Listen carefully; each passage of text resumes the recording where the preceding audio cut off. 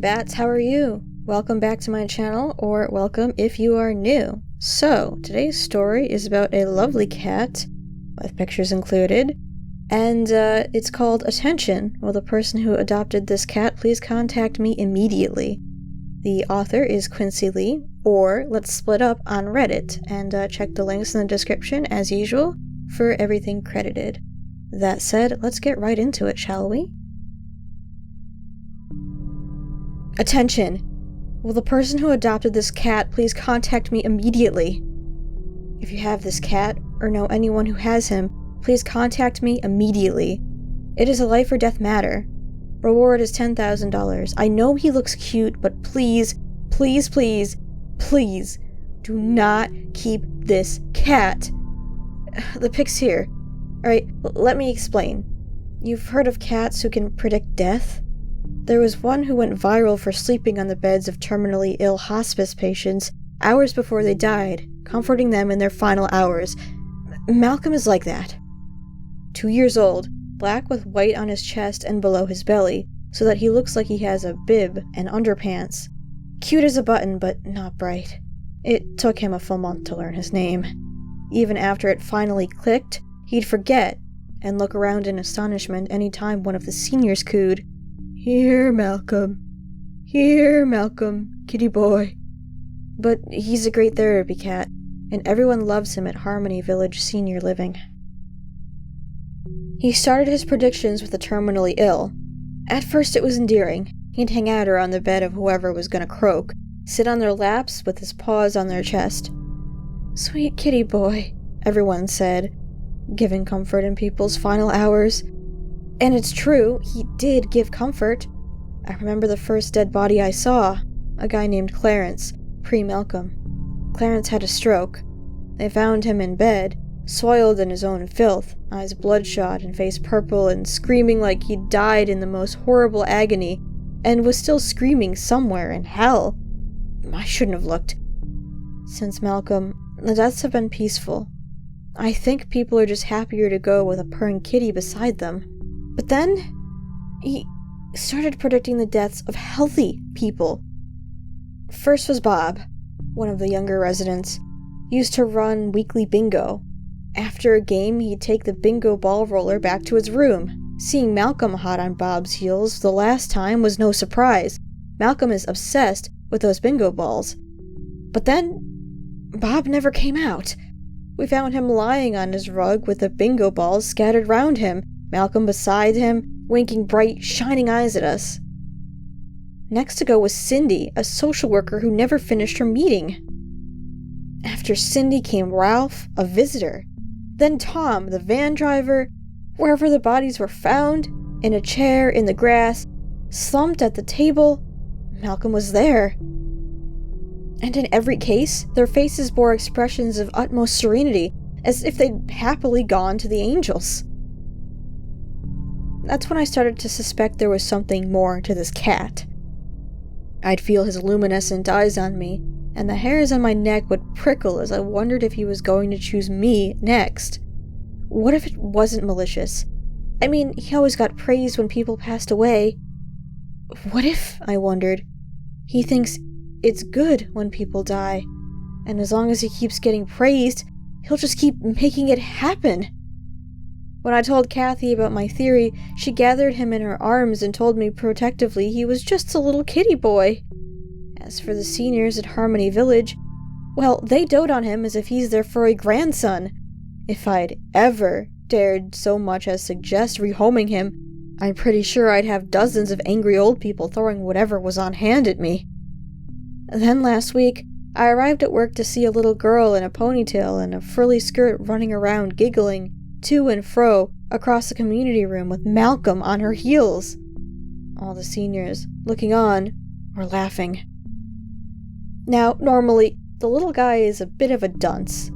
Thing is, he has this look, this ferocious concentration as he kept pace, never letting her out of his sight. I snatched him up and said it was kitty food time, but the seniors booed me. Reluctantly, I set the squirming Malcolm back down. Meanwhile, the little girl used this distraction to make a break for it, running out to the staircase as her great-grandmother cheered her on. Malcolm flew out in a blur. Seconds later, there was this thud. The girl's father, who'd been chatting with the staff about the care for the great-grandmother, rushed out to the staircase. I heard him screaming her name. I tried to keep the residents back. Her eyes were closed as if in sleep, but I knew she would never wake up again. I felt that hair-raising sense of being watched, of luminescent pinpricks of glowing eyes. I looked up. There, poking his head out from the railing, the little shit who'd sent her soul away from Earth. Malcolm. Well, you can guess what I did then. I put him in a sack and took him to the highway. But his pitiful mews got the best of me, so I veered off and dropped him at the animal shelter. Figured he'd be euthanized, put to a peaceful sleep, just like all the souls he sent away. But as soon as I walked back through the front doors at Harmony Village, I felt glowing eyes on me. That unblinking stare. I whirled and spun around, looking for him, but he was nowhere. The residents, of course, were all torn up about Malcolm. They assumed he got outside and made me put posters all over the neighborhood. Missing cat, $50 reward, with a ridiculous picture of him in a sweater. Then last night, another of the residents, Sandy, passed on.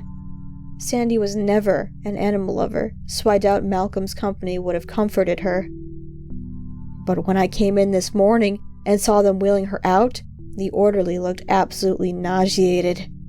He told me not to look, said it was worse than Clarence. As he spoke, for a second, I saw those white pinpricks, unblinking eyes, reflected in his glasses.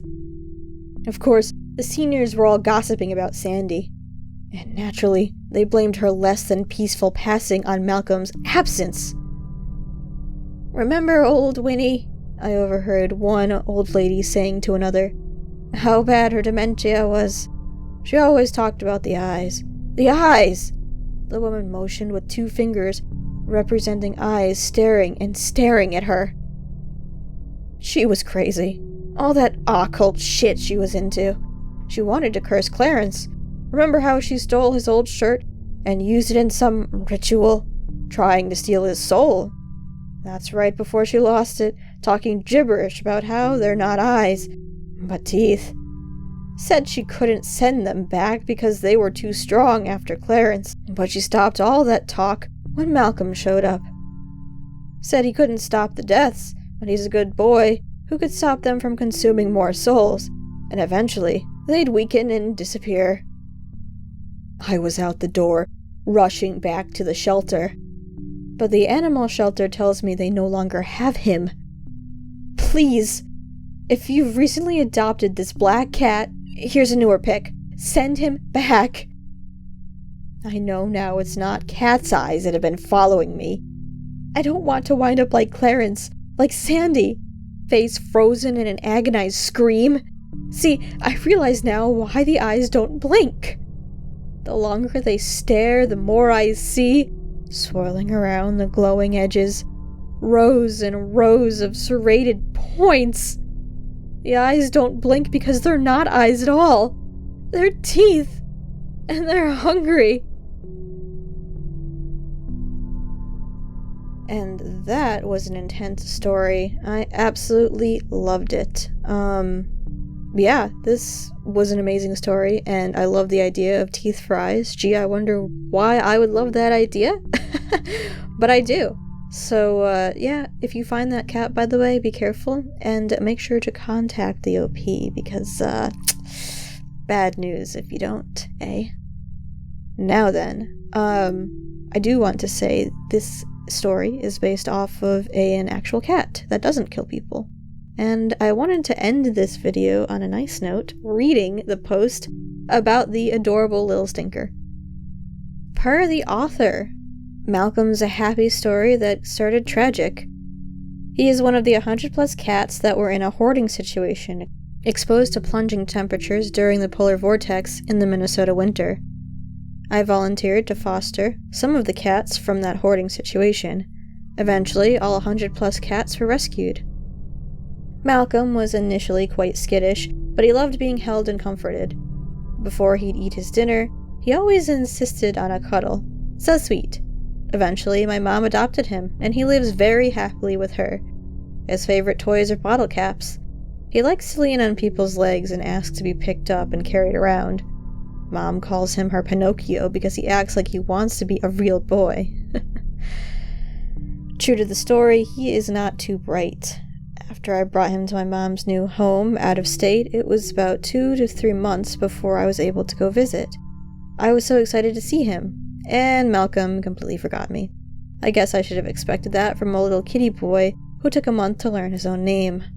I don't think he remembers the polar vortex. He seems to think he lived his whole entire life with my mom. But though he's forgetful, he has extremely high emotional intelligence. He is a very sweet and loving little kitty boy. And during that sweet little addition, I showed pictures of Malcolm from the author, and all of that, of course, will be credited in the description. So, yeah, I figured ending this on a very sweet note, because I know most horror stories don't, and I really don't care. I love sweet stories as well. But because this story had an addition and was based off of a real kitty, I really wanted to share it. So, yeah, I absolutely adore this little sucker. So, go check out Let's Split Up. Yeah. If you like my narrations, please like and subscribe, and have a nice night or day wherever it is for you folks.